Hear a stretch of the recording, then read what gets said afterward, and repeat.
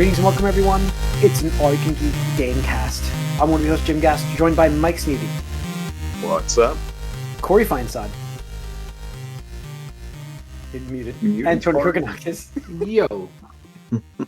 Ahoy. This is that kind of night, folks. I apologize if you watched the movie cast. We had a little bit of technical difficulties. Jesus. But we are going to get this one. This is going to be right. This is the Gamecast. So if you're watching this live on Twitch, we start Tuesday nights, 8 o'clock. We do movie cast, Gamecast. If you watch this on YouTube, feel free to please subscribe. That way you get notified when we post. It also helps us out quite a bit. All right, that's out of the way, folks. This is basically a Switch 2 podcast. Like, we have the Switch 2 to break down for you guys. We have a new hardware console finally announced. It's exciting and a little bit scary, I guess, but we'll get into that. But man, the Nintendo Direct that we saw, did we all watch it? Mike, did you get to watch it like live or no? Not live. I caught. I think Tony and I of it later. I know Tony and I were watching it live. Yeah. I ignored service call. I ignored work. I ignored it. I said I was working on something else. I had an email come in during it. I'm like, nope, I'll get to it after. It can wait. It was, it wasn't an emergency. I mean, how often is the Switch 2 is going to get announced? Yeah. So I watched the feed while Tony was there too. We watched that. So we got the Switch 2 basically. 60 minutes Tony, of the direct. Yeah, we had the direct. Tony, you want to kick us off because I'm trying to remember how it started, but here we go, the introduction. So we got basically a breakdown of the system and what it has spec wise. They did a great job. We all knew what was coming and what it looked like, but now we got to dig a little deeper into what some of the speculators were speculating on and get some confirmation. Yeah, I mean, what do you guys think? 1080 internal display, 120 hertz, and it can run 4K docked at 60 frames. Yeah, I was surprised at that. I was expecting 4K, but to also be able to do 120 FPS is kind of like, we don't even really get that in, PS5, Xbox Series X games. So I was like, oh. See, this is where I give Nintendo so much credit. Like, they build their games. None of them are as robust and as like the Sony masterpiece games, right? It's not going to be this grand scaling world and stuff, except if you're in Zelda. But the way that Nintendo mixes in that with their graphics and their design, their art style, lends to being able to run better frame rates because you're not they do a great job of mixing. All 10 polygons from 20-year-old tech up-res is going to go super fast. It's great. Yeah, I mean. No, it's going to be there's going to be the Nintendo actual games are going to run at 120 frames. I'm sure of it. Like Metroid, obviously, we'll get into that in a minute. But those games can run on this system. Nintendo always does that properly. Their systems will run their games great. Like that, I guarantee you. It's the third party stuff that I don't know how many 120 frames would say. That's all. But yeah, I wouldn't expect unless it's Zelda. So there, it's just too big. It might be. Yeah. Yeah, it really depends on what they're aiming for. Unfortunately, as we talked about before on the podcast, gamers overall just chose 30 FPS, right? Consistently, time over time. I'm going to cite the Ratchet and Clank, Insomniac, where they literally were like, hey guys, we've done the study, we've done the marketing, the testing. People just do not care. They would rather have big flashy graphics than frames, and it's that to me was like, oh, and that was back I think PS3 or PS4, and I was just like, ooh. But again, I think we're at that level now where you are spending so much resources, not only just system wise, but development wise, to make a game look better. And again, citing Insomniac again, I'm being very consistent here, where they're talk about Spider-Man 2, the hack documents that we have, where they're are people even going to notice the difference between Spider-Man 2 to Spider-Man 1, right? They're asking themselves that. We can tell, right? Because we're devs, we're artists, we're programmers, all that kind of stuff. But is the general public going to be able to tell? So I think we're finally at that level where, yes, you can make things look, quote unquote, better, pretty, or whatever you want to call it. But at what cost? At what hardware cost? But also manpower, aka money. Are you really getting a return on investment? So I think maybe finally we're going to see that pendulum swing back to frames, right? Where it's like, oh, well, you know, we can't really, it's way better and more cheaper to make something run better than it is like, just keep throwing money at it until these characters look like, you know, they're fucking Toy Story 9 graphics, or I'm just making stuff up there, hyperbole there. Well, I definitely think that back in the day, it's like you had to make a decision if you wanted to have better frames or better graphics, and people wanted to have that spectacular, yes, right? Like, oh, look at us, because in a still picture, like he was like, oh, this looks so much better, and it caught people's eye, right? And so then it was easier to be able to just like focus on the graphics and, you know, be more presentation focused than actual experience focused. Now it's like people are more smart to it. I think there's so much more information getting put out and easier to follow, and the gameplay is king, I think, and for most people. That's always been Nintendo's thing, and like their games. Don't get me wrong, their games look really good. Like they look really great. I would say great because of the art. Like again, it goes back to the art style that they choose to kind of get around that their system isn't going to be the most powerful graphically on the market. And you know, Mario is the perfect example of what that is about. And in fact, I'll use other ones like Yoshi, Kirby. Those games, you know, looked like amazing on the Switch. And they were really pushing the envelope with what they had graphically. And so it's like, this is why I know like 120 frames is going to be used by Nintendo quite a bit. In fact, I cannot wait for a Mario game. Like, I think it's going to be awesome. And I think that it's possible. Now, Zelda, I don't think it is possible, but we'll see. But yeah, so but the capability and the fact that it's available is cool. And I think that they, you know, made smart choices in what they included and what they excluded. Like they could have thrown in an OLED, but like they probably wanted more product out there. Like I mean, it's more sense to get more of these out than to have a better, like slightly better screen. Which again, to Tony, your point and Insomniac's point, like, will people actually care about that or notice it? Yeah, it's funny. Go ahead. Sorry, go ahead. You might say the same thing I was going to say. Yeah, so it's funny because I was, you know, a little disappointed too, because it's like, oh no OLED. But then there's somebody that went to this New York City whatever, and he brought, I think it's the OLED.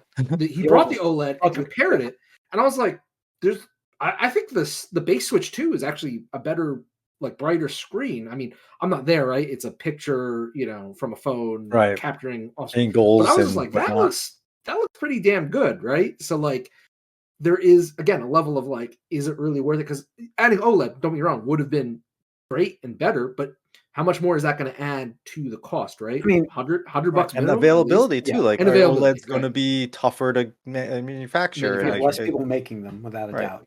And yeah, you're adding probably $100 to the cost, and but you are adding better efficiency. I will say, you know, at the battery life cost of this, it's about probably half an hour less than the first Switch, I would say overall. It looks like on the average. It looks like a little more than that. Really? Is it an hour? I thought it was like 2.5, 3 hours for the first Switch.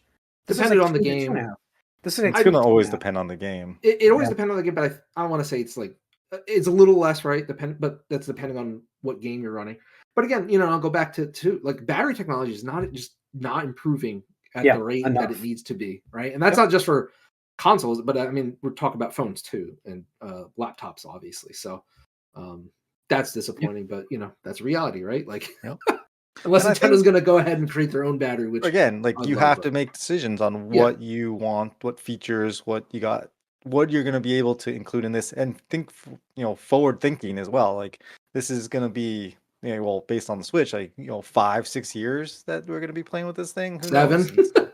So yeah, exactly. So maybe instead of trying to get a bigger battery in there, they're trying to get one that's going to last longer. You know, you don't know. Like, there'll be a refresh. There will be a refresh. There will be an OLED version. There will be an OLED version, and I bet probably a light version. Yeah. I get that smaller one for the kids. I will say, you know what? I was shocked with was it the original Switch? Not many color choices. Like, more color choices could have been. I think this one, but of course, I think that costs money for them to do. So there's two choices. There's black and colored, like red and blue. Let's talk. We're going to talk controllers in a second, because that's probably the biggest update. But the dock itself has a fan on the back of it now, which helps it run at 4K, because obviously thermal issues will prevent that from being able to pull it off. So that's really how you get the basically not overclocking it, but running at full speed. So they did include that for the dock. So it's no longer just like a piece of plastic. It's got some hardware in it, which is helping quite a bit. But the biggest updates, believe it or not, come from the Joy-Cons, which look very much like the original Joy-Cons, but all new design. The system itself is bigger, obviously. The screen, we just talked about the screen, talked about the battery, talked about the dock, but the controllers are magnetic. They attach as we thought. How do they work? Yep. Well, the top of them, believe it or not, was SL and SR. SR. Those two buttons now, if you remember from your Joy-Cons, are bigger on the Joy-Con 2s, and they're made of metal, and that is how it attaches itself, magnetic attachment to the actual console, and apparently it's pretty firm. I always concerned with magnets not being able to hold on properly with it, but that we've gotten better with technology. Yes.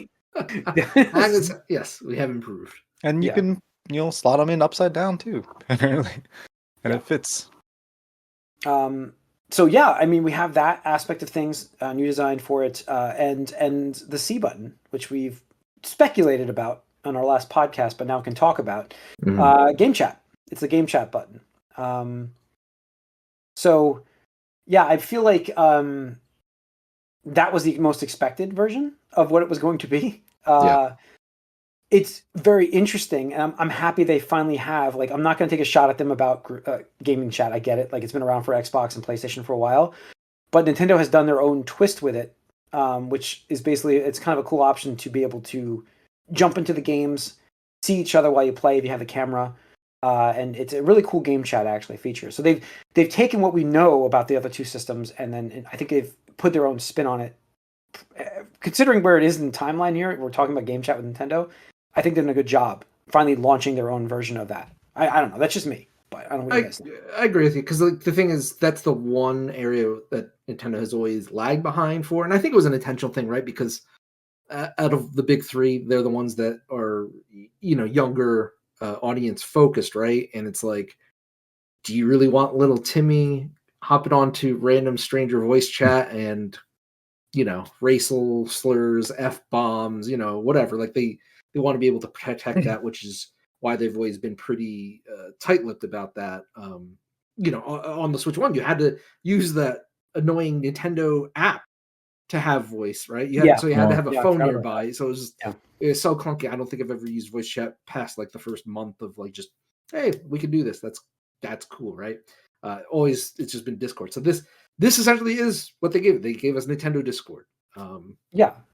Which I think is conceptually cool. I don't know how often I'm going to be using it personally, but we need another pandemic, basically, for me to get. It is set up for another COVID, but it really is. So this is anecdotal evidence. But I was talking to my brother about this, and he's like, "Dude, like his best friend has I think 3 kids, and what they will do is, because they each have their own version of a system or something to play Fortnite on, they will all get on their device, but then they will have a phone or a tablet with the camera on, like a FaceTime call or whatever, and they all join it, and they all like have the camera pointing at them while they're playing Fortnite and stuff like that.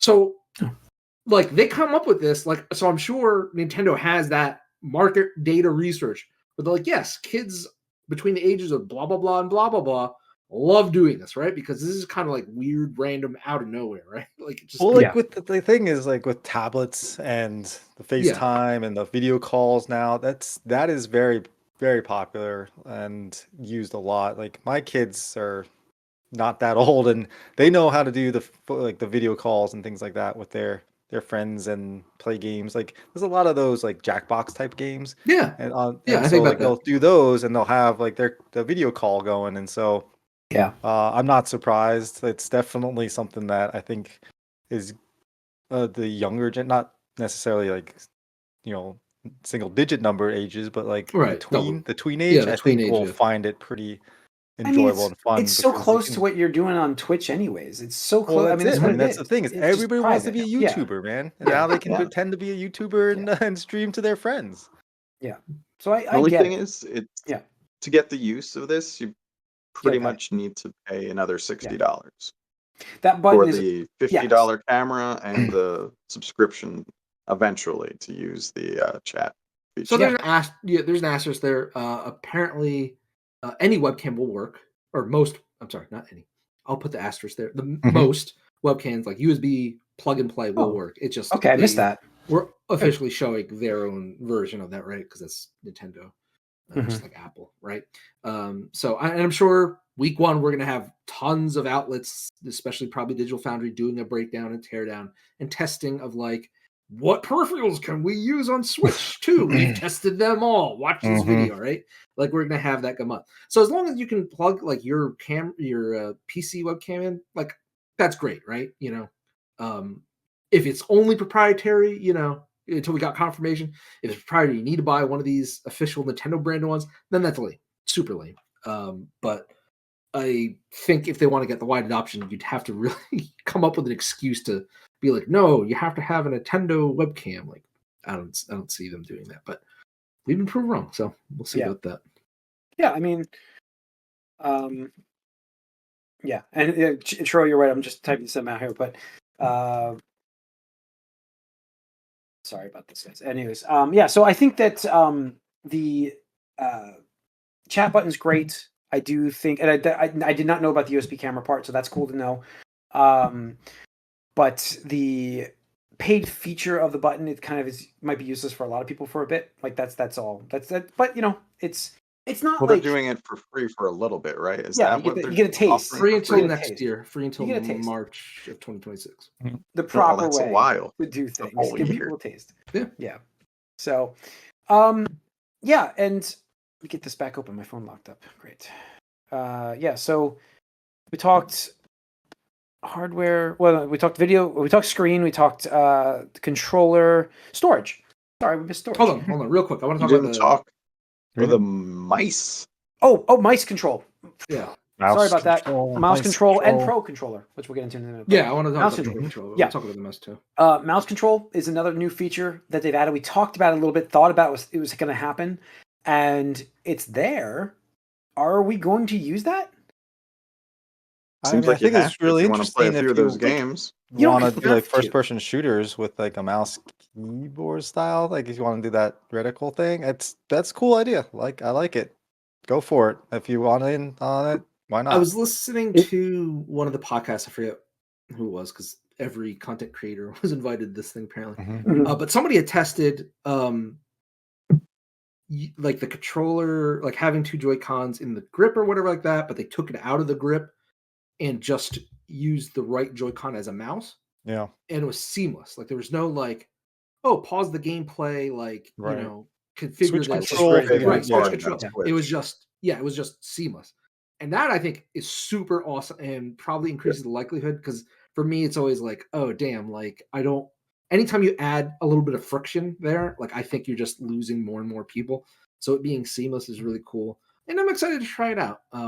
You know, we'll see how practical it is. I think speaking of friction, is it gonna hold up scraping against random desks or that's whatever? The thing, like it's gonna be on your leg a lot because who sits in front of like I'm gonna be on the couch and it's like well, that's the thing. People are testing on their legs. Yeah, I saw that. It's fun because the whole concept of this, system is it can go portable, but you can't really do that with these mouse controls, can you? Well, it's got kickstand, dude. easier. What are you talking about? It's easier. You don't need a dock. You can go anywhere. You can go on a rooftop party and play with your friends. Can you do it? What? Oh man. Sure. Yeah, whatever you're gonna say. You run the Switch kickstand, and you're closer to it. I could see me using the mouse there because if I'm running this system, like if I'm bringing it portably, right? If I'm going to bring it to my office, for instance, and I'm going to set it up to play it there, I'm going to put it on my desk, I'm going to kickstand it, and then I can use the mouse controls because then it's like the way it's set up, it's better. If it's in my living room, it's a little tougher to use the mouse controls because the coffee table's got to be forward, so you got to kind of lean into that. You know what I mean? That's where that setup is a little different. But like, with a desk, like in my office here, then we've got fine. And then we got that drive and whatever game where you're going to use two at once. The wheeling sounds crazy. We'll talk about. Yeah, that was that looked a lot like. Was it one of your favorite games? I can't remember what it was.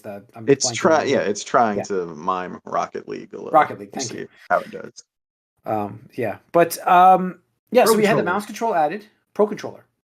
Now, this I'm super excited for because the first Switch Pro controller was pretty damn good in my opinion, and the Switch 2 Pro controller looks almost exactly the same. I know they've two-toned it. I think they changed the joystick. It's confirmed not a Hall effect joystick, but they said they were really weird about the way they answered it because, like, obviously the Joy-Con drift was a huge thing. So I don't think they wanted to say anything that would be implicit that there was a design flaw in it. But they're like, oh, well, these ones are definitely improved. That's all they said, right? So again, we'll wait till people get it in hand and do the tests and stuff. But people are saying that they did focus on the joysticks. They feel better in some capacity. But the thing I'm super excited for, and I know the thing that Corey's excited for, is the grip buttons. Gotta have them. GL and GR. Yep. And that is huge. Like, this is the first system that has a controller that it's not like the $200 Elite or whatever the Elite controllers. Elite controller. Mm-hmm. Dude, I love that thing. Playing Halo and stuff with that. Those extra buttons helps so nice. It's so much nice. And Halo is going to be on here, so we'll we'll be definitely using those buttons. That becomes your jump button, and it lets you keep your hands where it needs to be to aim. So I thought it was great playing like that. I played Doom like that, actually. I love playing Doom like that, so that's going to be interesting. But I do think that's a great upgrade. And the first Pro controller, I got to say, like, it works with the system, which is great. It's compatible. So are the old Joy-Cons. They are compatible. Compatible with almost everything. Yeah. But the first Pro controller I loved. I thought it was great. I thought it was it holds up great. It's great battery life. I like the way it feels. So these improvements can only make it better. That's for me. I'm excited for that. So I think is that good for the Pro? Yeah, we're good there. Internally, storage wise, we got this time instead of the first one was 32 gig, wasn't it? Yeah, 32 gigs. Okay, so I thought so. This is 256 gig, which is a must minimum now. Must minimum, in my opinion, with the size of these games. Well, if you're doing 4K, those assets, man. Oh my God. Like I'm going back to Nintendo games. I bet you they're small. It does look like they are. Just the way they do their games, it's not going to use a lot of size. But then you're gonna get like a Call of Duty, and you're gonna use 100 gigs. The assets though, dude. Like, you're gonna get like 50 gig asset packs and stuff. I'm sure.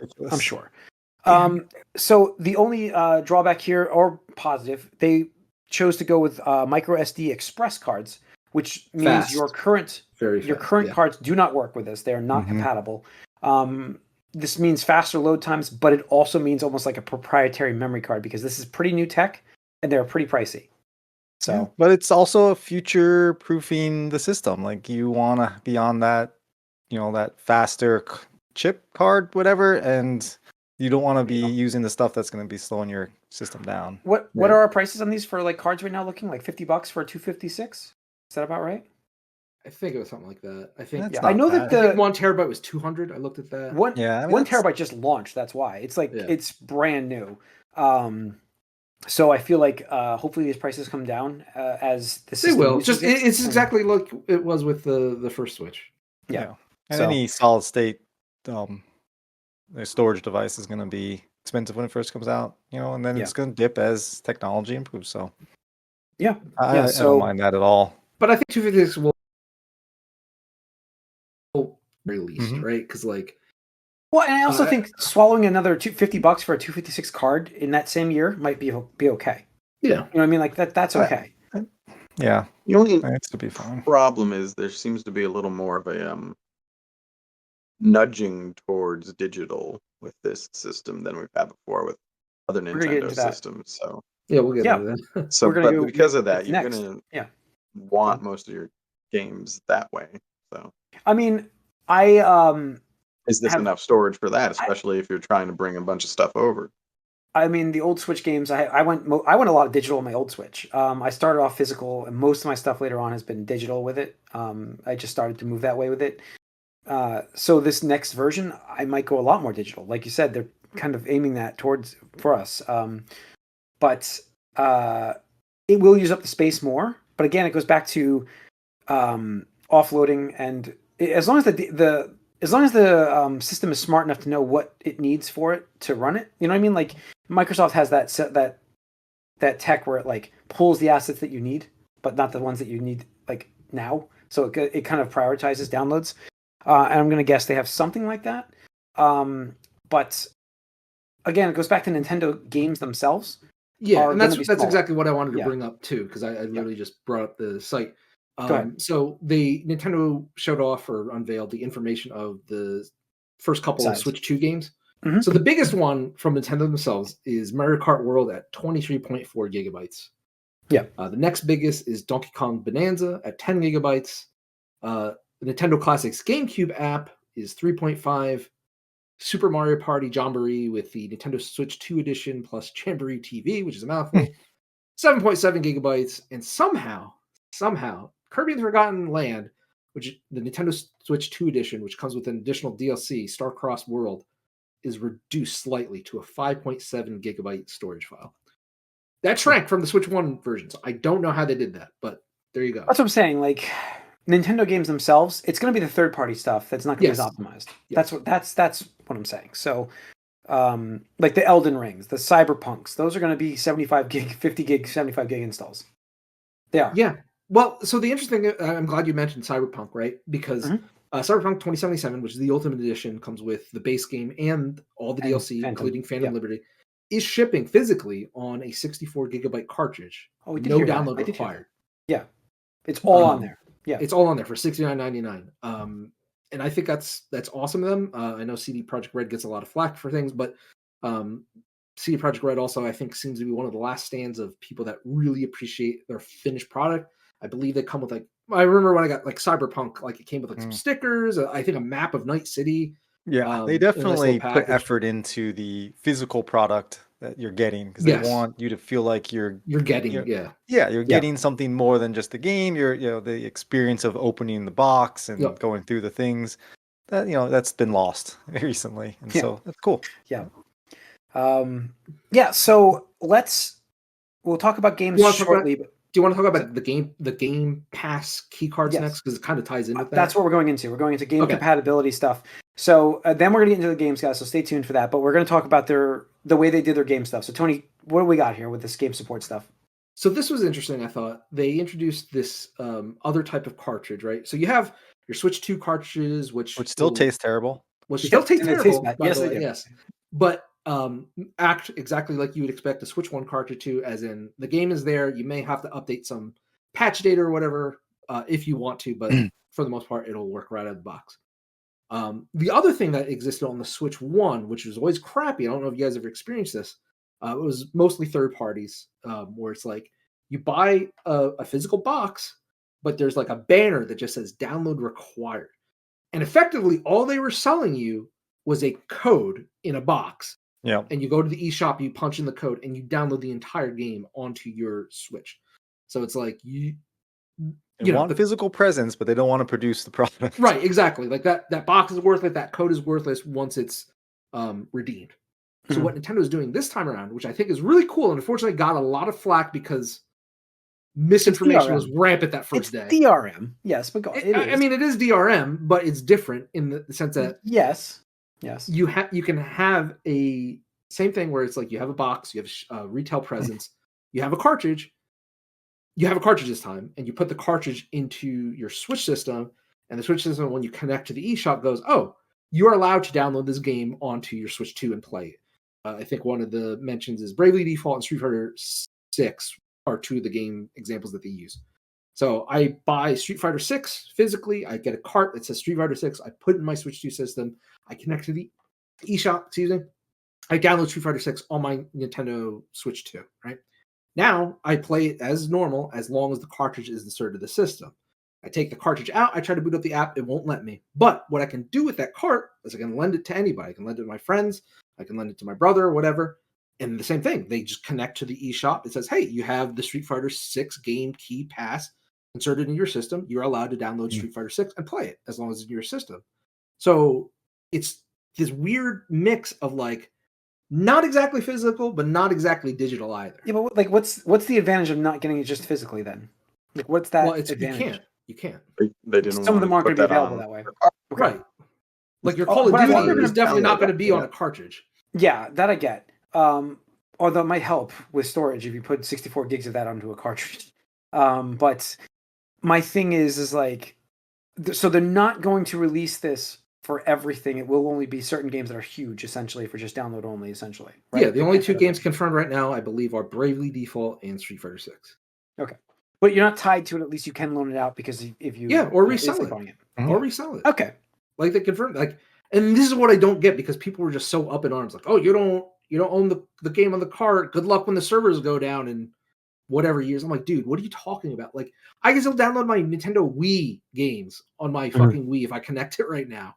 Like, I'm not worried personally about a theoretical 30 years down the road, Nintendo shuts the Switch 2 eShop down and I can't download the game. I really doubt that's a feasible thing there. But anyway, I think that's a great like middle ground of like, hey, it's again somewhat physical. There's a physical component to it, but in the world we live in, where some games are just too big in size, and again for Street Fighter 6, like you're getting all that 2 years of season pass data that wasn't accounted for, right? So just kind of like with your Street Fighter 6 disc, right?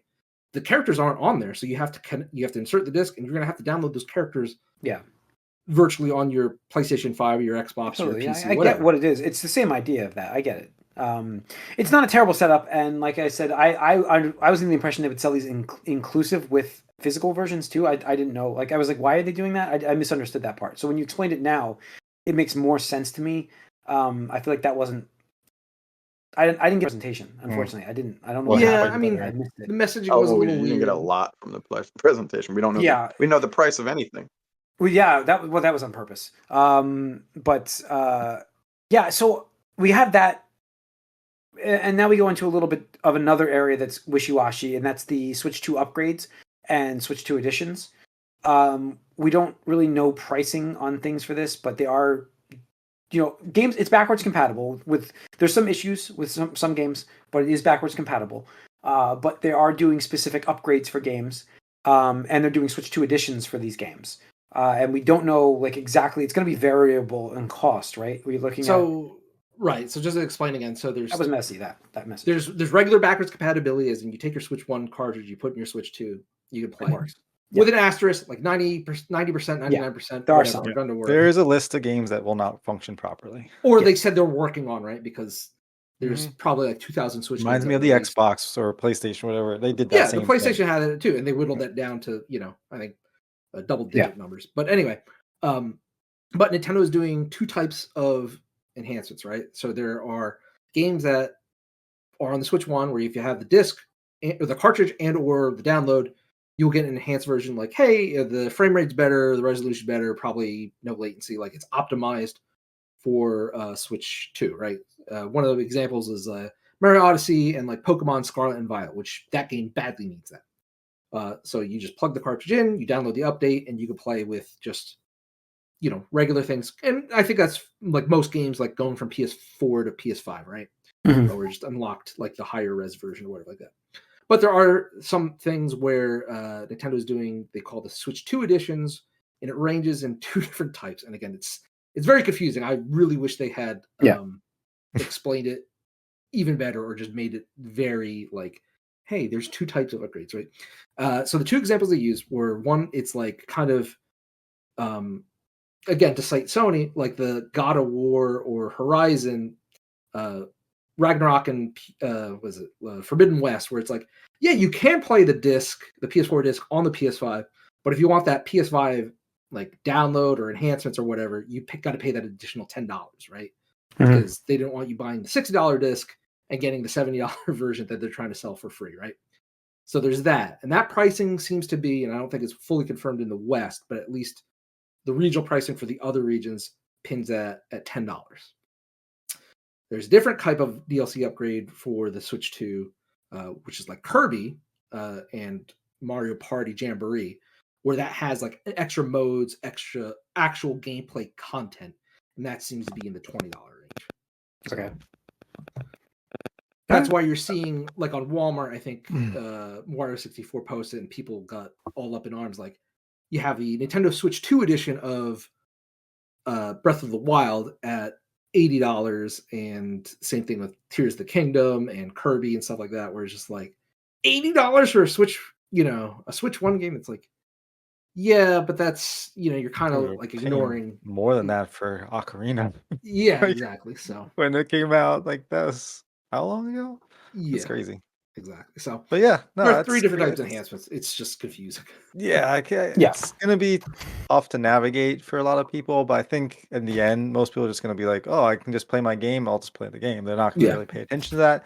But then the people that are interested in getting that performance bump or that extra content that they didn't have potentially, or that fact that it's exclusive to the Switch 2 version, would be more inclined to go with that route. But I think, or hopefully, they make it more clear in the packaging if they do like start advertising that and how it's presented.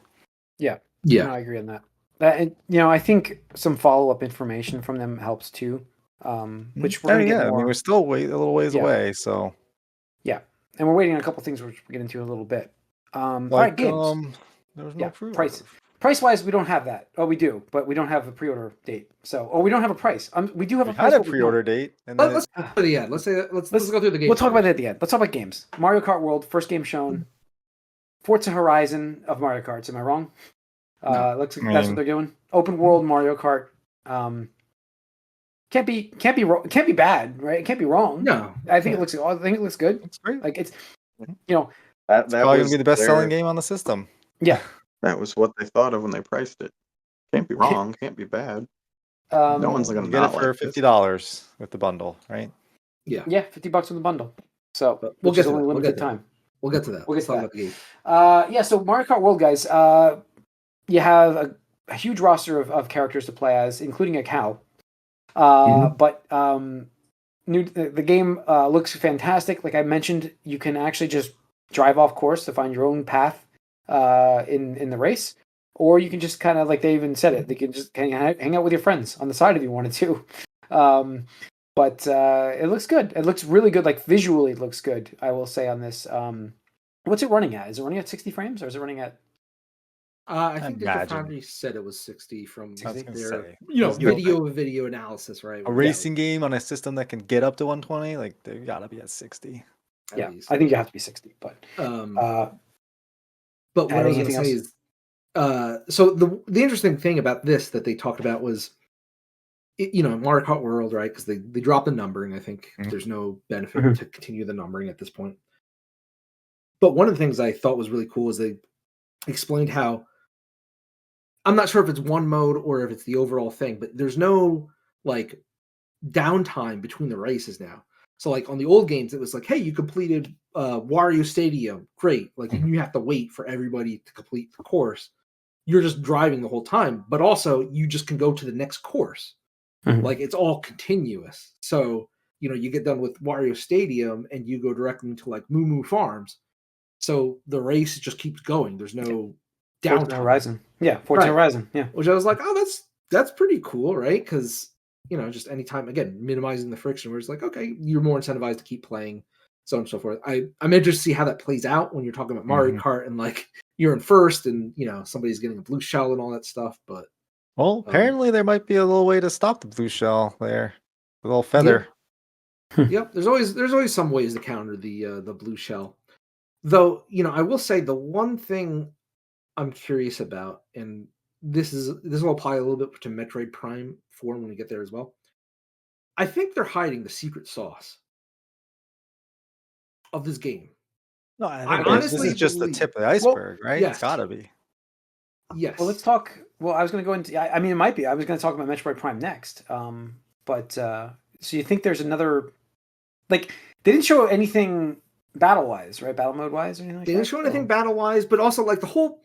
So like I get like, hey, it's open world Mario Kart driving. I'm like, okay, that's cool, right? And they're like, oh, you can drive around with your friends. I'm like, okay, that's cool. But I'm like, well, how does it really change up the experience, right? Because Nintendo is all about the experience, as Corey alluded to and you alluded to earlier with frame rates and all that stuff. But like the gameplay, especially, they like to have that experience, right? So I'm like, and there's stuff on the maps, and depending on the streams, who you're watching, there are times when like somebody was on the water, right? And off in the distance, you could see like one of the water dragon enemies or something like that. I'm like, see that in the distance, that's cool, but we're going to turn right around and just like start driving the other way. I'm like, that seems like, oh, we shouldn't go over there for whatever reason, right? So, and we are getting a Mario Kart Direct in, I think, another week. Yeah. Yep. So I do think they're actually hiding a big portion of like the twist of this game, and they want to save it for that Direct to continue to build up that hype towards launch. But that's just, I mean, I especially hope so a honestly, little bit. this is pretty much like a glorified highlight reel of or whatever of what you want to show off for what people are going to get to expect with the release of the game or the system. And so yeah, you're not going into big or major details of your titles until I think there's a little bit more going on. So I can see that for sure. Yeah, so and like we said, they also showed we've mentioned a few times Metroid Prime was on here as well, which uses mouse controls, looks amazing, runs at 120 frames per second, docked obviously, 4K 60 frames it can do. It looks fantastic. I actually saw the side by side from the Switch version to the Switch 2, and I'm like, because for those wondering, I'm probably not getting this at launch, but and this game is not a launch title either. But I'm like, man, in my head I was like, I'm just gonna play this on Switch, but I'm like, that looks really good. Like, yeah, it looks awesome, and I'm dying to play a Metroid game. So like, I know it's Prime, it's a first person game thing, but it's well received. It's great. It looks great. I'm excited for it quite a bit. Anything that they showed you guys you want to talk about for Metroid? Yeah, Metroid looks really good, but again, I will say, Metroid, yep. Yeah, it looked like Metroid, but again, like the whole thing, and I think it was in the Switch 1 Direct, where it's like, Samus has psychic powers, and she can open up doors. I'm like, all right, man, like, I've been through enough of these Nintendo games where I know there's something coming where it's just like, there's a reason you're giving her psychic powers, and you're just not telling us.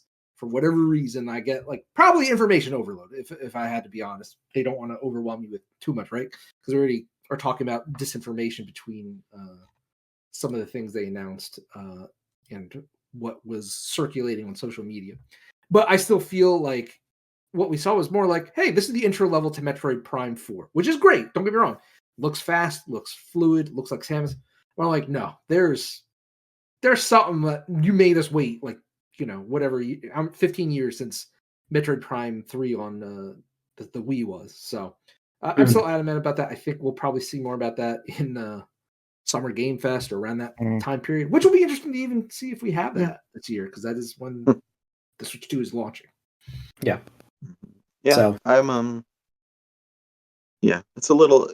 I have a little reservations about that game just because it just looks like they just did that Metroid Prime remastered thing, and it looks the same to me basically as that. But obviously the new version, the Switch 2 version, you're taking what's essentially a Switch game and really, boosting it as much as you can. So we'll see. I just hope there's more in the core of the game that feels. If you're adding new. mechanics to it, and I think they'll probably be trying to utilize the Switch 2's new features as much as possible, I would imagine. But they can't because it's a Switch game. I mean, they can't for the Switch, but they can for the Switch 2 edition. You think there's going to be a Switch 2 edition of this? They already announced it. Yeah, they already announced it. But like a big one where they add features.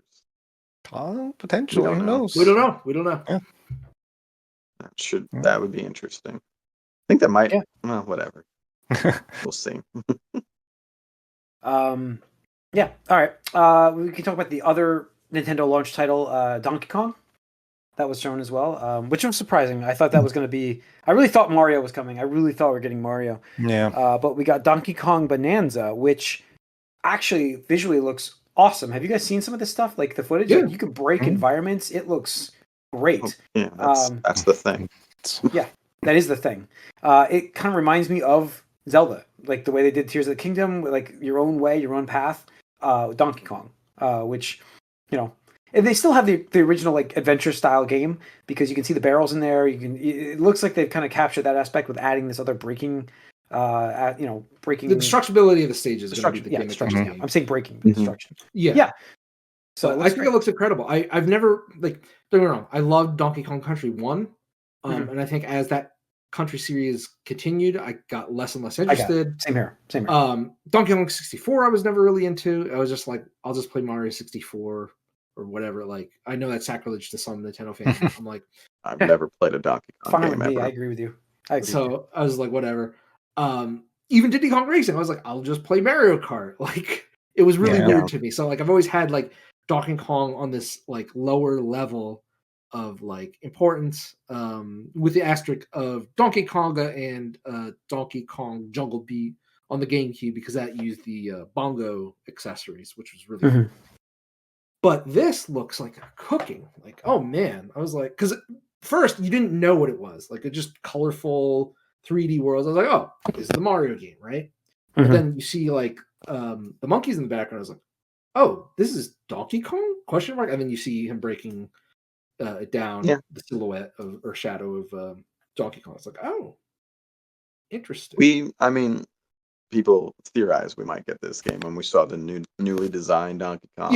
And the pictures of the new Mario Kart. So like, oh, Donkey Kong's time.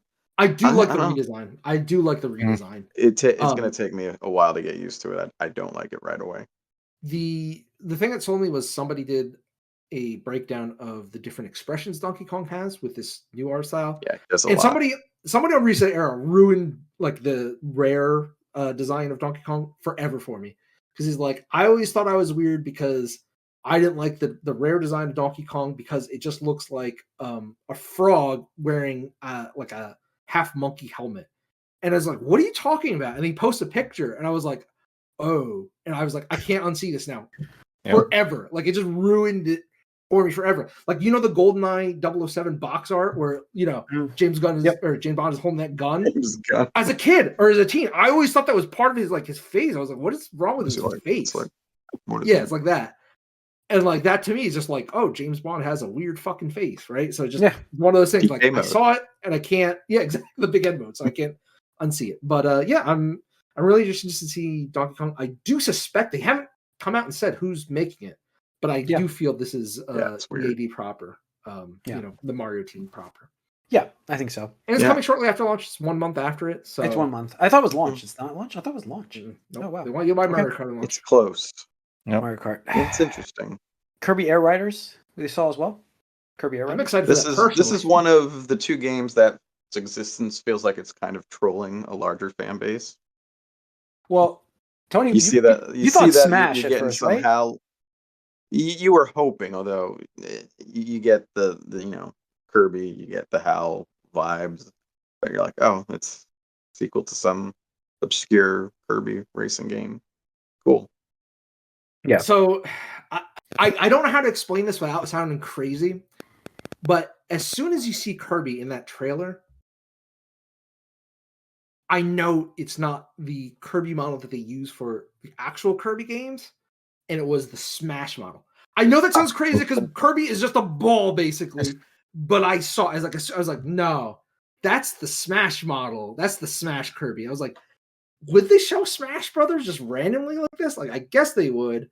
But as soon as he kept riding that star, I was like, And then as soon as you saw the jet, I was like, no, it's not Smash. And then all of a sudden it pans out to Kirby Air Rider, and then it adds the S or whatever like that. Yeah. Yep. Or the ERS or whatever it was. Yeah. But I think it's cool. This is the return of Masahiro Sakurai to making a non-Smash Brothers game. Unfortunately, most of his career he's been locked to Smash Brothers. But you know, Kirby is his son, so I'm glad that he's getting a chance to do another product with this. Even though I feel personally it's a little weird. It's like you're launching Mario Kart as a launch title, right?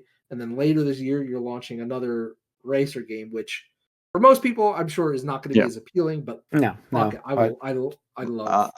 I'm happy for him. I'm happy for the fans of that thing. I just don't really care about it myself. Well, we didn't see anything, right? So once we see more, we'll be able to determine a little bit more what's going on. Because I'm assuming it's not just going to be, oh, here's another racing game. Like, it's not the Sonic version, right? It's like this. I think there's going to be more going on here. I hope so. Yeah. Yeah. So, all right. So we had Kirby. Now we get to some third-party stuff shown. So guys, do you guys want to play Bloodborne 2? Well, this is the other game that Yeah. troll So the fan base by existing. From Software is actually making a game for Nintendo. Now this is it looks like a Castlevania game card, that's for sure. It looked like a Castlevania game to me. But it's called the Dusk Bloods. It is a multiplayer game, right? It's a PvPvE. PvPvE. PvPvE. Which was not expressed at all in the trailer. No. You got a vibe from that. I knew there was a multiplayer aspect from the trailer, but I got a vibe from that. But yeah, I mean, it was interesting. What do you guys think? I don't know.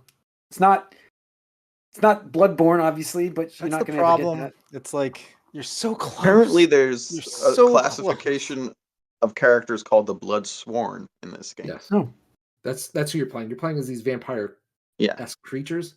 The Bloodsworn. The Bloodsworn. So, I just talked about the trailer direct. Like, I remember seeing that, and I'm just like, okay, like you got that gothic, setting. I was like, all right. You see the moon. You see like a passed out and or dead or whatever man just slumped in a chair. I was like, okay. I was like, either this is like Bloodborne or Bloodborne adjacent, or somebody's doing a really good job of just emulating their cuts. Because like the whole like hand, like the guy's hanging, and then you see the female hand come up and just kind of like caress him and speaking in an English voice. I was like, okay. And I was like, and then you see the symbol. I was like, is this fucking Bloodborne or not? Like, what am I watching right now? I felt I was getting like prepared for like a Devolver like fake out, right? Like I was just anticipating. And then we saw the From Software thing. I was like, what is going on? But I think it looks cool. Obviously, it's not going to be Bloodborne 2 directly because Sony owns at least half of the IP. And after this, I am distinctly saying, without insider knowledge whatsoever, but Sony just does not want to do anything with the Bloodborne IP. Yep. Because I agree. Well, there will be a movie. No, I don't even think there'll be a movie because the movie would push the IP, and they have no interest in the IP. Like Miyazaki is doing this. Miyazaki proper. It's not just like somebody else at From Software doing it. It is Miyazaki proper. And they released a developer interview on Friday that was like, he was like, yeah, actually, this is supposed to be a Nintendo Switch 1 game. But then Nintendo was like, hey, actually, we think this would be really cool as like a Switch 2 title. What do you say? And he's like, yeah, that does sound really cool. And it's like, what the fuck is going on? Like, what is going on here, right? And it feels like the Bayonetta 2 situation all over again. I don't know if you guys remember when Bayonetta 2 was shown off for the Wii U as an exclusive that, Nintendo had, was co-developing with Sega or whatever, publishing it with Sega. And remember the internet went crazy. It was like, F Nintendo, F this, F exclusives. And it's like, what the fuck? Like, this is the thing this is the line in the sand that's being drawn now because nobody else wanted to pay for this game. Nintendo does, so it exists. But anyway, that's exactly how I felt with this game because people are being like, Nintendo had to buy their own Bloodborne 2. I'm like, okay, take a second to stop and analyze what you just said. Nintendo had to pay for their own version of Bloodborne. Like, why do you think that is? You think From Software hates Sony for some reason? Like, does that make sense to you? Is that a logical argument? Like, I don't know. Anyway, I think it looks cool. Nobody's saying we don't want more Bloodborne. Like, nobody's saying that. It's like, Sony is. Sony is. Well, Sony is saying that. The fans, I'm saying. But that's what I'm saying. It's more like ridiculous because Sony even like throws Bloodborne in your face every once in a while, which is like the most Astrobot. Yeah, he was a cameo in Astrobot. He's cameo in Astrobot, and they had that like anniversary reel of like highlights and stuff, and it's like, and then it ends with Bloodborne. Like, what are you doing? And you're not gonna give it to people. Yeah, it's like, come on. And then every time like it comes out on PS Plus or something, it's like Bloodborne's available, and like, oh, it must mean something. And, like, nope, never means something. Oh yeah, they're just trolling. They're just trolling. I might have gotten that in my library once. All right. Other third-party games. We've got an Elden Ring coming. What's it called? The Tarnished or something like that? The Tarnished Edition. Tarnished Edition. Thank you. Comes with the DLC. So, yeah, that's good. As we mentioned before, Cyberpunk 2077. I think Cyberpunk looks amazing. Yeah, and I know we've talked about power levels before, and I think Cyberpunk is the proof in the pudding that it's not quite a PS5, obviously, because you're not getting that in a handheld form factor, but it looks way better than the PS4 or even the PS4 Pro, and you can do the comparisons where it's like PS4. Switch 2 and then PS5, right? And it's like, oh shit, like, it is like this nice middle ground leaning more towards that side. Yep. Yeah, obviously they could have fixed stuff, but again, the biggest thing that felt the generation more than anything else to me was playing on my PS4 Pro, trying to play Cyberpunk, and then doing it on a PS5 where it's perfect basically. So this, yeah, if it runs, it's closer to the PS5 because on the Pro, that was when I was literally pausing every few minutes just so it would catch up and not blow everything up. Yeah. Yep. And there's playable footage. There's off-screen footage of content creators playing this at the event. And I believe somebody did an interview with one of the Cyberpunk CD Projekt Red people, and they're like, "Yeah, this build is only 7 weeks old." I'm like, "What the fuck? Like 7 weeks old, and you had this ready to go?" I mean, again, just to state, like sometimes entire teams have to like stop work on the actual game to create a virtual, like a slice, vertical slice of a demo at E3 or something like that. So for them to be like, "Yeah, we can get this running in 7 weeks," Nintendo, no problem, we got you, fam. I thought that was crazy. So it does sound like I've heard. I don't know I don't even remember where I heard this from, so take this with a very tiny grain of salt. But I heard someone say that devs are saying that Switch 2 is very easy to develop for. Yeah, at least obviously it's a step up from the original Switch. Well, yeah, I mean, giving it more power by itself helps. So yeah, we'll see. I mean, we've got Final Fantasy VII Remake. That looks really good too. Oh my god, looks great. Tony Hawk's Pro Skater 3 and 4. Those are the bigger ones. What are the third-party stuff are we looking at here? They had a sizzle reel for EA, obviously having Madden. Yep. I mean, like, I don't care about it, right? But I mean, casual audiences, they want Madden. Yeah. Whatever the game. It's not Madden anymore, right? Is it Madden? It's Madden. It's still Madden. Madden is still Madden. Game is Madden. FIFA isn't FIFA one anymore. Oh, sorry. Yeah. Football Club or whatever. You're also getting your WWE and your NBA. Yep. It's from 2K. They didn't even show any footage. They're just like, these are coming. Get used to it. What are the third parties you want to talk about? Capcom showing up with Street Fighter 6. I thought that was good. I mean, Square Enix has Bravely Default as a port in addition to FF7 integrated edition. Silk Song just gets 4 seconds in the sizzle reel. I was like, what the fuck? Yeah. It's like the chat went nuts on YouTube. Yeah. Silk Song, and it's just like 7 seconds. It's just like boom. Probably less. But yeah, I mean, I will say I'm surprised. No Microsoft presence, 0. Well, Tony Hawk's technically was just heckling. That's but yes, true. I am surprised. You got me. I am surprised. You guys missed on that one. Yep. It was really weird because I was expecting that. I was expecting to see any number of the games we talked about, right? I said less than 5, but I expected like 2 or 3. Yeah, I expect I was kind of trying to push back last week too because Nintendo doesn't want to distract from. This is a Nintendo event. Like it would be. They knew it would be a story if just like now we've got Halo and all these Microsoft. I didn't necessarily think Halo, but like I definitely thought like those first 4 that came out, like a Horizon, a Sea of Thieves. Those types of games, but smaller ones, not the biggest IPs, but like the surprise they didn't mention Call of Duty. I guess they don't like the Activision games. I thought they were going to show them all too. What's the game that was like the little like you get shrunk down to like ant size? Grounded.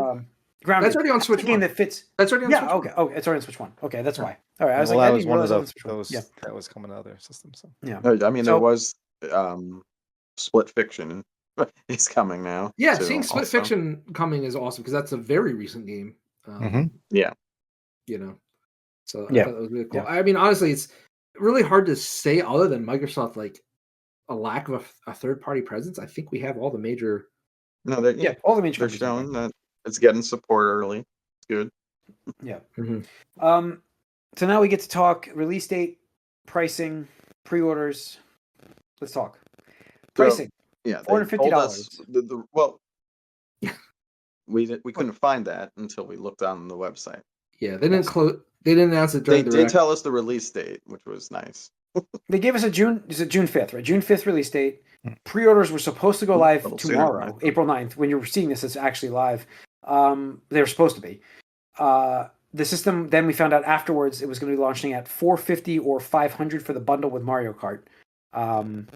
But I even think they didn't put the price in this presentation because they had a feeling the tariffs were hitting.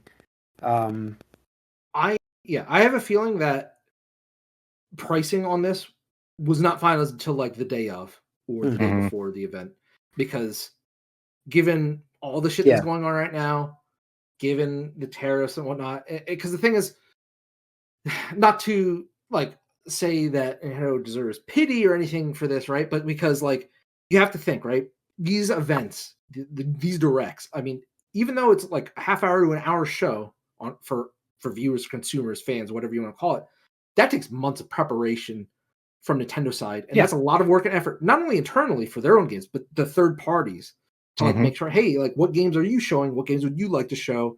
And we need to allocate, time to that. So you have to work with all these third-party publishers. You have to work with your own things, and to just put a price in there and then have to walk that back. And that's why I feel like they're like, no, we have to wait until the absolute last moment to talk about the pricing. And they didn't even want to put that in the actual direct because they knew it was going to be high. They knew it was going to be higher than people were probably used to with Nintendo.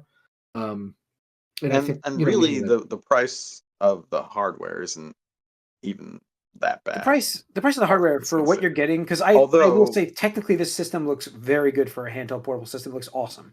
I'm impressed with it. I think $450-$500 is fine. But then we also found out the pricing of the games. So Mario Kart will be launching at $80 digital, and is it $90 physical? No. See, that's exactly part of why I wanted to check. The misinformation. Yeah, is because one like. fucking idiot YouTube content creator or whatever, I don't even know if he create content, just a social media. You know what it was? Took a picture or a screenshot of the European version. Yes, was like, that's what happened. Euro equals dollars, 90 euros, $90. And it's like, oh my God, I have never seen disinformation go out so quickly since COVID-19. Like, it is amazing what that one person did to fuck up the entire pricing information, which again, we could get into that $80 discussion in a moment, but like just the disinformation campaign that people were just livid about on social media. Yeah. $90 physical video. It's like, no, please stop saying that. It is not the truth.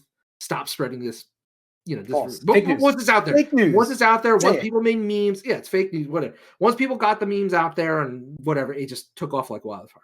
So I mean, so the system's going to be, Mario Kart by itself, they're going to hit variable pricing, it looks like, because Mario Kart's going to be $80. But Donkey Kong was going to be $70, correct? I believe. Yeah, Donkey Kong is $70. Now, is that, do we know that that's physical or digital or the same no matter what for Donkey Kong? We don't know. It's the same. There's no price difference. It's the same pricing. Yeah. It's only in whatever country reported it will be different, and people it's equivalent. And the thing is, it has to be equal in at least the North American market, is because the retailers like Best Buy, Walmart, Target would flip their shit if you could get the game for $10 cheaper on the eShop. Like, that is just how it happens. Like, sales down the road, that's a completely different story. But at least retail MSRP has to be equivalent. It has to be the same. I agree. And it's the biggest thing you can talk about here, which is the $80, and they're the first ones to bring out a game at $80. So they're going to get flack for this because they're the first ones to do it. Do I disagree with it? I understand it. Like, I understand it. Like, I get the cost of getting games. But they are the first ones, so they are going to get the most flack for it. That's what's going to happen. Well, there's two issues I have with it, and the first one is I understand that. I've said it several times that games have sort of ignored inflation for like the past 30 years, so they should probably cost more. But you got to do it gradually, and everyone just got used to 70, like from a few years back. Yeah. And now it's like, 80. And then the other thing is a Mario Kart. I mean, like, I know it's like sells like crazy, but a Mario Kart? I don't know. Yeah, why not? Because it's just Mario Kart. It's Worlds. It's a big game. Like, you would accept Zelda. You'd accept Zelda easier. Is that what you're saying? Yeah, I would, but that's kind of. I kind of think. I get your point to a T, but it's because like I don't think of Mario Kart as like a premium AAA game. I just don't. Like, I do think it is, but it's not for me. So for me, that value is not there. But I understand it is. I mean, you can't. What Tony was alluding to earlier, though, I think there's a lot more going on with this game. Yeah, how many Mario Kart 8s have sold? On Wii alone, on Switch alone, it's like 60 million. Yeah, it's a premium AAA game. It's and that's why they're doing it. Yes, I know. But for me, it's not. So it's like I agree with you. Like for me, like I could see Zelda costing $80. I'll pay that. I'm not paying this for Mario Kart. But this is what's going to happen. People are going to be like, $500 I'm in the not paying system, this. and you get it, Jim. Yeah. Well, yeah, I know. I'm just making a point. Like this is what's going to happen now more because again, I'm not paying that price. So what do you think the standard is going to be? 70? I think 70 is still the standard. You would think so. No, 70 is going to be. If Donkey Kong is what it is, then yeah, seems like it. But there will be games that tip into the 80s. Some will be 90, and some we know GTA 6 is going to be like it's going to be $100. It's going to be a $100 game. I'm sorry, it is. Oh, yeah, so we can talk about that later. Also be like half. I'm not trying to get it. I'm just. But yeah, I like Donkey Kong is a good example. A normal launch game for them from Nintendo, $70. You know what I mean? Like they used $70. Is it? I think it is. No, I'm asking you. I think we don't know. We don't have pricing yet because they don't release. I'm saying, like, what do you think, Jim? Is it $70? I think it's a $70 game. I think it's a $70 game. Well, then yeah, so it's fine. It's based on not only cost of the game, but how much they think they can get for it too. Like you're selling it. Yeah, that's you're not paying Kirby at $80. Sure. No, that's 70. See, that's kind of what bugs me about it because I think they're making this $80 because they can get away with it. I don't know if it's really more of a premium game than Donkey Kong per se. I mean, you're getting $80. I mean, they're getting away with it because people are going to pay that one way or another. I know. Because here's what I'm going to say is like, and we don't have to get into the greater ramifications, but we will see $80 games with the PS6 and whatever the Xbox is called. Like flat out, Nintendo just is unfortunately the one that is bringing that bad news to bear right now. That's what I'm saying. They're the first. That's why they're going to get the most flack right now. That's it. Right. So, the premium games, and they're introducing variable pricing, right? So $80 for Mario Kart World, $70 for Donkey Kong. We'll see, but this is no different than it was on Switch One because you had lesser game like Metroid Prime Remastered was a port. They only charged $40 for it. Detective nobody cares when it's lower than the Tropical Freeze was $40, wasn't it? Something like that. Yes. I mean, obviously going lower for different things has always been a thing, but so I'm just So the thing that people have to understand is that games, for the most part, right? And we talk about it on a different podcast to really deep dive into it. But games, even though the price, you look at that price, $80, right? $80. You're like, holy shit, that's a lot for a video game. We've been paying boomers like us. We've been paying those games. We did back on the Super Nintendo. I paid that on the N64. So yes, right. Where minimum wage was a lot lower and the standard wage was a lot lower. Scrubs that together quite bad. Yeah, that was tough. Cruising USA and Shadows of the Empire were $70 games back then already. I think Cruising was $80. I think something was already $79.99. Maybe that was Shadows. I'm trying to remember. Yeah, it's probably Shadows. Yeah, but anyway, games, as we've talked about plenty of times, games cost more to develop, right? They sell more, but you're still having to pay tons of more people money to create these games. The staffing on these are insane. You look at the credits and the numbers just keep going up and up and up. And so the thing is, Nintendo looked at it, right? And if we just go by the Switch 1 life cycle, 8 years, right? If we say 8 years of Mario Kart sales, by the time, the second half of the life and the PS6 and whatever launch, those games are $80. Guarantee it. Mark my words. Those games will be $80. Nintendo's like, they're going to be stuck holding them back. They're like, oh, well, now we can't mid-generation increase the price, right? Because people flipped out over Tears of the Kingdom. They had to actually explain, guys, there's going to be no DLC. You're getting the complete game. It's a special experience, blah, blah, blah. They had to do so much damage control for that. And they're just doing it right off the bat now. And they're trying to make that pill easier to swallow because it's Mario Kart. Everybody fucking buys Mario Kart. Yeah. That's what it's going to be. Yeah. So, again, pre-orders are delayed. Do we think the system goes up in price? Yes, unfortunately. That's the only reason they would delay the pre-orders. I heard a rumor that it's going to be like $540 if tariffs go through. That's true. If they do go through with the tariffs, yeah. That's true. I don't know. I don't know. But it's tough. You can't sell it for that. It's it's not their fault. It's not. But you can't. You can't. I know they already probably included a 10%, even though they say they haven't. Doug Bowser was saying they did not price it for tariffs, but I'm like, that's the way he $400. worded that. Yeah. The way he worded that was just PR speak, unfortunately. I'm not saying he's a liar, but the language is so precise. And I think the exact wording was, we did not factor in previous tariffs into the pricing, which is... Your audio dropped out, guys. That's weird. Hang on. Try it again. Just now. I don't know why it just happened. You're on my feed and it... Hang on. Hang on. I'll get it fixed. Okay. I fixed it. Sorry, go ahead, guys. It's the restart problem. Go on. Hope it didn't just drop out too long ago, but go on. Yes. You're good now. You interrupt my train. I'm just trying to... I know. Sorry. The precision. Thank you for telling us, by Doug the way. Bowser. The way he wordsmith it was, no previous tariffs were factored into the price we settled on that you saw after the direct. Which is like, okay, but there were no tariffs prior to this. There were no Vietnamese tariffs prior to the day that you had the Switch 2 Grand Direct. So when you say there are no tariffs factored in, it's because there are none. You did not say, and I will say this again, you did not say we factored in the upcoming tariffs into the price. He didn't say that. That is a completely different statement, which nobody asked him or called him out on. It's like, okay, well, you didn't factor in the old tariffs. Are you factoring in the upcoming tariffs? Did you estimate that they would be about 10%, which is what all the analysts were projecting? And now that it's 46%, you're like, oh shit, we can't do this next week, guys. We gotta come back to you with a new number. We'll see. Like I said, they haven't taken pre-orders yet for it, and it's still launching June 5th. We know that. They're not moving that date. We'll see what comes out at. So, final thoughts, guys, on the system. What do you guys think?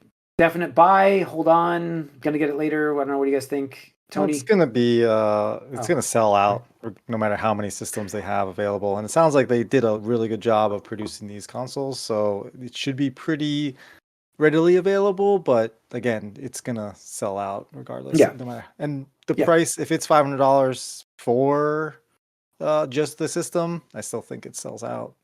If it's $550 with Mario Kart, no, $550 for the system, $600 with Mario Kart. $600 with Mario Kart. Yeah. That's you just look at the people were paying scalper prices for PS5. For the PS5s, exactly. So here's my take. Year one, the rest of this year, 2025, calendar year 2025, it's going to sell out no matter what. No matter what the pricing is, doesn't matter. As Mario Kart, it's going to have Donkey Kong, which we'll see how the marketing goes for that. It's going to have Metroid Prime and anything else that Nintendo has not shown us. And that is going to carry the system, at least for this first year, on fans, diehards, or people that are just tech enthusiasts and want the newest shiny thing. It's year two where we talk about, where you have to slowly, what it does. Because, it's that curve, it's that bell curve where it's like the first part is the early adopters. But after that, every year, you're like trying to get to the casual audience a little bit more because now there's more games out, there's potential bundles, potential price cuts, which we're not seeing anymore. Get used to that. We will never see another price cut for a system outside of the holiday window again. Or at least for good bundles, long time. It's all about throwing stuff in there for free. Right, for free. And honestly, I think that is something Nintendo might do if the tariff price does impact it, where we're getting towards the $600 range. I think Nintendo might be like, hey, it's going to be $600. It's a lot. We know that. You're going to get the Mario Kart, and maybe you get a voucher for a future game for 1 year or something like that, right? To reward, to make that pill a little easier to swallow, right? Yeah. Because at the end of the day, they don't want to lose money on the hardware. Nintendo is allergic to losing money on hardware. Anytime they have to do it is the most painful thing in the world. And the thing I'm surprised by the most, these companies, they don't really ever just say, hey, here's a $20 gift card to the eShop or anything. That's so easy. It's here's a code for $20, $25, whatever. And now you're spending money within the ecosystem, and you're gonna have to spend more probably because it's gonna be $70 for the game. So why does that not happen yet? The one thing I really want to be critical of about this presentation was there's a part where they did they showed up their, I think the welcome tour is what it's called, the software, where it's like, Oof. hey, Oh, this is like a cute little learn about your brand new Switch 2, and there's some games. Like there's even a game where it's like, guess how many frames this is, and it's like 30 or 40, up to 60 or 120 or whatever, right? And they do a great job with the resolution. They have Mario level 1-1, and it starts off looking regular, and then as you keep playing, it gets smaller and smaller and smaller because it can display the entire world at the same time. And they're like, that's how like large resolution your screen is, right? I was like, that's pretty cool. Getting Astrobot vibes from this, right?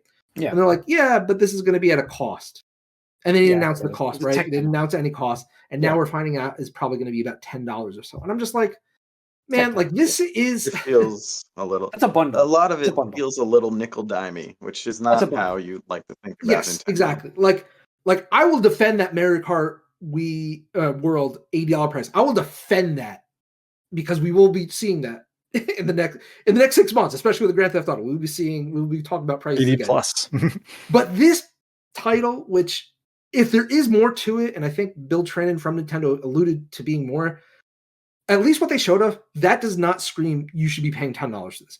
That says, hey guys, we're a game company, we're an entertainment company. We're just going to give you this to learn about your Switch, right? Because there's precedent in the industry. Nintendo themselves have done it, whether it's Wii Sports or Nintendo Land. 3DS, I think, had Face Raiders or Face whatever, where you took a picture and you could shoot yourself and stuff like little whatever.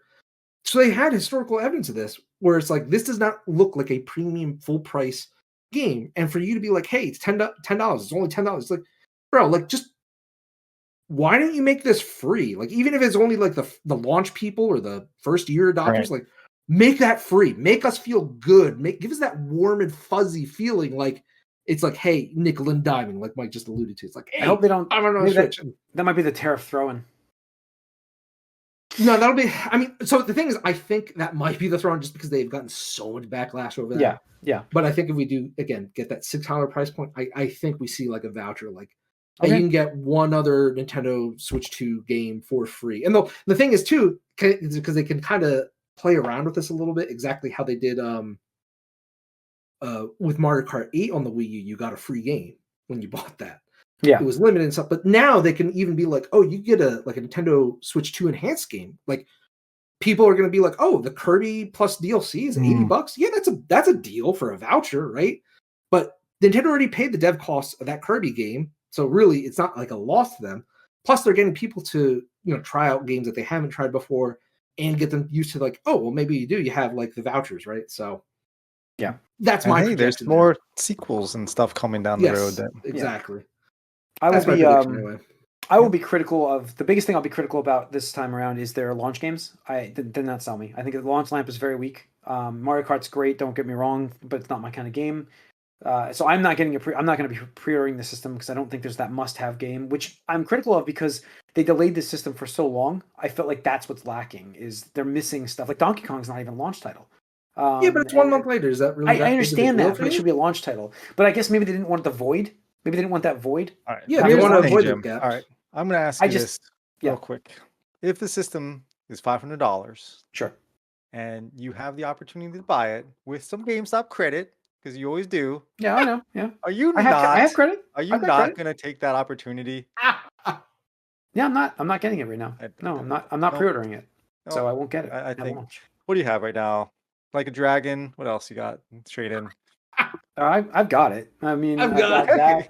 You walk into GameStop and like, oh hey, we actually have one pre-order left that someone didn't pick up. I've still got. Don't tell me you're not buying that, Jim. I still got one. You've already crumpled a little bit. You've already crumpled a little bit.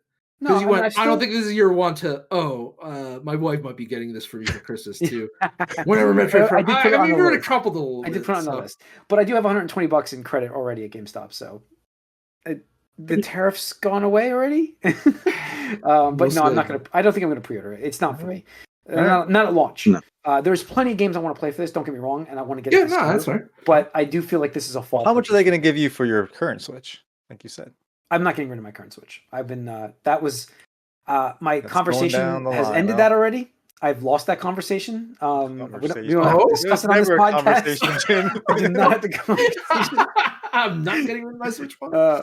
My Switch is here. It stays here, and that's it. Okay. Nothing more to say. Actually, it is something we didn't talk about, which I was glad to see, is how you can pretty easily, it seems like, re-download all your digital stuff that you had on your original Switch. Yeah. Which is not always the case with Nintendo stuff previously, so it's good. Yeah. And it is good because it's one of those things that, like, you know, just like we saw with the PS4 to PS5, and you know how Phil Spencer, which I don't always feel he's honest either, but you know, when he says we lost the worst generation for getting a digital library and carrying it over, there's a nugget of truth to that. And I think Nintendo realized that you would have so much harder of a time getting people to upgrade if they're like, oh, your Switch 1 games that you accrued of the last 8 years isn't coming over, so keep your Switch 1 plugged in. It's like, that would feel so bad. Yeah. And I'm sorry, the one thing we totally missed out on is the GameCube app. Oh yeah, that was like, I did not expect that. Also sort of premium now, but yes. Hey, it's a subscription, online subscription, but I got it, so I'm happy because I missed a lot of GameCube games. So I'm excited for that. Yeah, I mean, I think that's a really cool feature. Mine right here. Yep, I still have mine plugged in. But here we go. Having that was like kind of like, oh shit! I really thought the file sizes of those GameCube games would be the huge deterrent for this happening, but somehow that's why it's only on Switch 2. Probably, yeah, but also the size is like only a couple gigabytes, and there's 3 games on that. I think it's Wind Waker, F-Zero, and Soul Calibur 2. Yeah, Soul Calibur. All those games are the Link one. With the Link, It's pretty cool. Yeah. Which are all great. So I think that's really cool. So yeah, Jim, I understand, you know, that's fine. You know, like if Mario Kart's not your jam, I totally get that. Yep. I like playing it, but it's not like I'm gonna go buy the system for it. Yeah. No, for sure. It's a big ask, for sure. Yeah. But I do think here's my reasonable timeline. My expectation for the first year is Mario Kart launch day in June, Donkey Kong Bonanza in July. I think Metroid Prime winds up being a September title. Yep, I have till Kirby probably October, November. Pokemon right. Z to A. Oh, that's true. Yeah, and I forgot that one. Any other surprises? In September, so yeah. Oh, we saw your boy. We didn't even talk about it. We saw your boy, Randy Pitchford. He seems so excited to be there. I was like, wow, Randy's getting into this. Dude, when's the last time he could talk about like a launch title on a new system? So yeah, cool. Yeah. About launch. Borderlands 4 coming to Switch too. Yeah. So, I mean, no surprise. I'm getting it day one, regardless. Yeah. I've budgeted for this. I have trading credits stored up too, whether it's the console itself or the games, accessories, whatever. I have I think 200 games up credit. So it's a no-brainer. And I mean, I got at the very least I was going to have it for Metroid whenever that was. I was expecting it to be a launch title, but. Let's see how I think easy it is to pre-order too. That'll be interesting. No, I don't. Yeah, apparently it sold out in Germany. Minutes. Yeah, minutes. That's what I'm saying. Like, how difficult is it going to be? Like, because we were anticipating to be able to do it with this week, and that's not happening. So now we don't know. So people are probably going to be starting to have that FOMO feel and be like, "Oh, I gotta get this thing now." Yeah, and not only that, it delayed the Canadian pre-orders too. Yep. And I guarantee you. They were like, "Fuck! If we don't delay the Canada ones, America's just gonna pre-order the Canadian ones too." Oh, definitely. Yeah, absolutely. Like I mean, let's be real. It's the biggest market. Yeah, it is. Yeah. So, all right, Mike. Yeah. Not a day one for you, but no, It's funny because like the hardware itself, I'm actually like decently impressed with. I'm impressed. But although I'm still skeptical of the mice. I'm still not sure if that's really going to work. You don't have to. You don't have to. No, I mean, well, listen. If I wanted to get this system, I would try out that.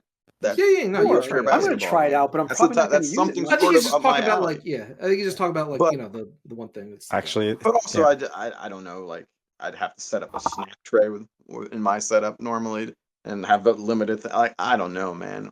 Yeah. But other than that, like, like I don't like Mario Kart enough for it to be $80 for me. Yeah. I haven't played a Donkey Kong game, so while it looks cool, I'm not that into it. So I won't probably, and if I want the new experience, I think, I would want to do the upgraded thing. I don't pay for Switch Online now. So I'd go do an upgraded thing to get the GameCube one if I got a Switch 2. I would need the camera to make my Jamboree your matter. brother. What's that? I thought you had an online family thing with your brother. No. No, I just do it month by month. I only turned it on just to play that Turtles game once or twice. Dude, just hop on my family plan. Gee, I've been advertising this in the Discord I for know. years now. I literally, but look, the lower level one with monthly is so cheap. I just do it for like it's 2 or 3 not months cheaper than stop. the $10 a year I would ask you for, but regardless. So I mean, it would add up because to get the new feeling experience for me, and it's just. Yeah, I'll reconsider when Metroid comes out, because then there would be at least 2 games I'd be interested in on the system, but I'm not there yet, and it does seem it's a little off-putting, the nickel and diminess of everything, because there's just a lot of little fees that sneak in there when you're trying to get the newest experience with this. It feels like I totally think it's that downloadable title that just. It's like, man, come on. You could afford to give that away for free. Yeah. Don't you want people to know how to use the gimmicks of your console? And I am curious about what that wheelchair basketball game is going to be priced at. Because, like, while I'm interested, I'm not going to pay more than $30 for that thing. Yeah, I mean, conceptually, like, I think it's a cool thing for them to do, like, wheelchair type basketball thing. I was like, oh, that's cool. Something that I don't think any publisher you'd expect that from. And it's got an intricate control scheme. It seemed fun. It seemed like people enjoyed it, but like it is, like you said, like, is there more? Like, I'll reference what I said about Mario Kart. Is there secret sauce to that? Because like, if you showed us exactly the game and there's nothing else besides cosmetic stuff, that's a hard sell. Like you said, more than $20 or $30. But like, if it's like, oh, there's a flesh out campaign mode or an RPG mode or like whatever, that changes the equation. But again, like, I just feel Nintendo is holding back still, and to me, that's my overall like. I still think it was a good conference or a good direct, but I still feel like they were holding back some. And I get you don't want to play everything, right? But I still was feeling like a little bit more. Like, personally, I wanted to see like a Fire Emblem title or a Xenoblade title or something else along those lines, where it's like, oh, I didn't see, it's good to see you supporting your like, your second tier that's not like the Mario and the Zelda stuff, where it's like, hey, like the people that bought those other genres and the other games, like, where was that? Now that for me was like the kind of gap in there, but I'm confident we'll see it after this year. Okay. We shall see, guys. All right. I think it's going to wrap up this episode of the Gamecast, though, folks. Thanks for tuning in. We will talk more on these tariffs for the price of the system when it launches, pre-orders next week, I'm sure. Stay tuned for that. Live on Twitch, Tuesday nights at 8 o'clock. YouTube for all the content following that. So subscribe so you know when we go live or when we post. We'll see you guys next week. We are out.